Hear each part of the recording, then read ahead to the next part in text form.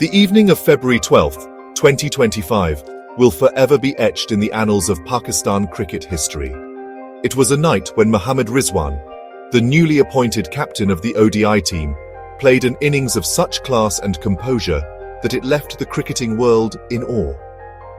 Facing a daunting target of 355 against a formidable South African bowling attack, Rizwan stood tall, a beacon of resilience and determination. His unbeaten 122 was not just a century, it was a statement of intent, a testament to his unwavering belief in himself and his team. The National Stadium in Karachi was a cauldron of noise and expectation. The Proteas had set a target that seemed insurmountable. The weight of a nation's hopes rested on the shoulders of their new captain. And Rizwan, unfazed by the pressure, responded with an innings of breathtaking brilliance. He paced his innings to perfection, rotating the strike with ease and punishing the bad balls with authority. He combined classical stroke play with modern-day aggression, a potent blend that proved too hot for the South African bowlers to handle. His innings were a masterclass in controlled aggression. He picked his moments to attack, never letting the required rate dictate his game. He was the anchor around which the Pakistani innings revolved, guiding his team closer to the target with every passing over. His innings were not just about runs, they were about leadership, about inspiring his team to achieve the unthinkable. This wasn't just about one man's brilliance, though. It was about a team united, about a captain leading from the front. It was about a nation daring to dream, and a team daring to chase those dreams with unwavering belief. As Rizwan walked off the field that night, unbeaten on 122, he had not just guided his team to a famous victory, but had also etched his name in the pantheon of Pakistan's cricketing greats. The task ahead of Pakistan was monumental. 355 is never an easy chase, even on the flattest of tracks. The South African bowlers were breathing fire, eager to defend their total. But Rizwan and his men were unfazed. They had a plan, and they were determined to execute it. The chase was built on a foundation of partnerships. The opening stand was steady, but it was the partnership between Rizwan and Salman Agha that tilted the game decisively in Pakistan's favor. The duo added a record 260 runs for the fourth wicket, a partnership that deflated the South Africans and instilled belief in the Pakistani camp.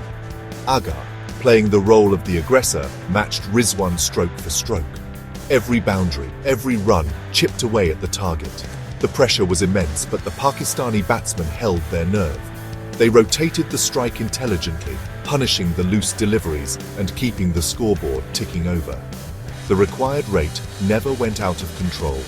As the partnership between Rizwan and Agha blossomed, the South Africans started to panic.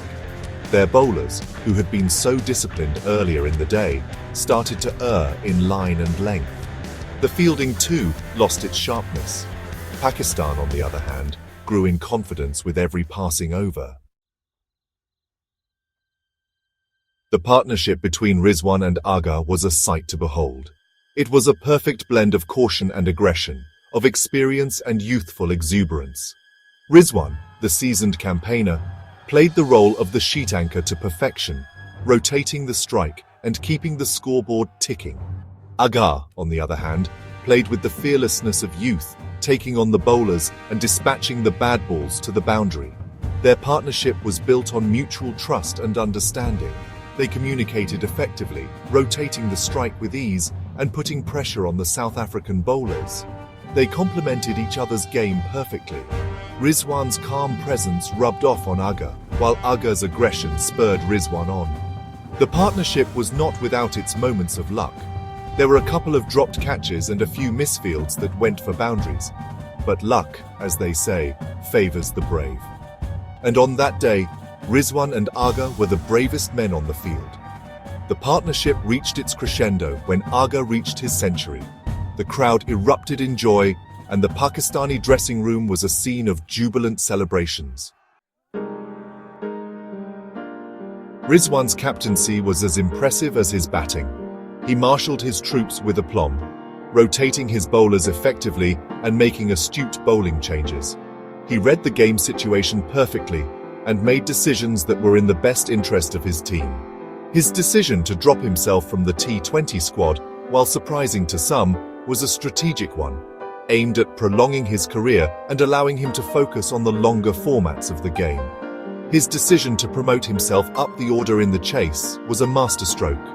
He knew that he needed to bat through the innings to give his team the best chance of winning, and he backed himself to do just that. His field placements were spot on, and he never let the pressure get to his bowlers. Rizwan's captaincy was a breath of fresh air. He led by example, inspiring his team with his performances and his tactical acumen.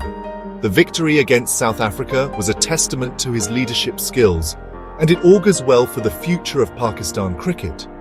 His decision to focus on ODIs and Test cricket while dropping down from the T20 squad is a bold move. This signifies a strategic shift in Pakistan's cricketing landscape. It indicates a focus on building separate, specialized squads for different formats, a trend becoming increasingly common in international cricket.